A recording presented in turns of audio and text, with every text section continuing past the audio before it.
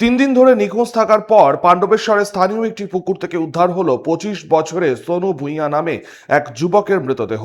শুক্রবার সকালে পাণ্ডবেশ্বরে হরিপুরের দত্ত পুকুরে জলে দেহটি ভাসতে দেখেন স্থানীয়রা। এরপরই পুলিশকে খবর দেন।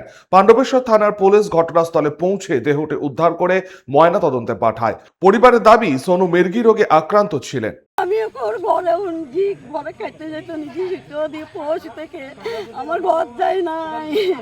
আমি বলি সকালবেলা ছেলেটা সকাল 6টার সময় 7টার সময় চা খেয়ে সেই বেরিয়েছে, ও পরশু বেরিয়েছে, পরশু ঘরে যাচ্ছিল।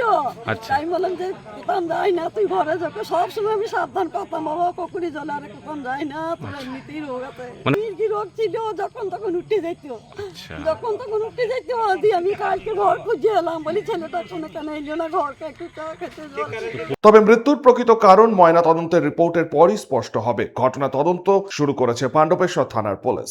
না, আমি পুলিশকে জানাই না। আমি বলি কোথায় হয়তো কাজের সঙ্গে কাজের মাঝে গেছিল, আমাকে বলছিল যে একটা কাজের কথা বলছিল, মা আমি যাবো। কি নাম ছিল? সোনু। কোনো কাজ আমি করতে যেতাম না, বেটা বলছিল বলে আমি। প্রলয় ব্যানার্জি, 99 নিউজ বাংলা, পাণ্ডবেশ্বর। আপনারা দেখছেন 99 নিউজ বাংলা। বদলাবো আমরা।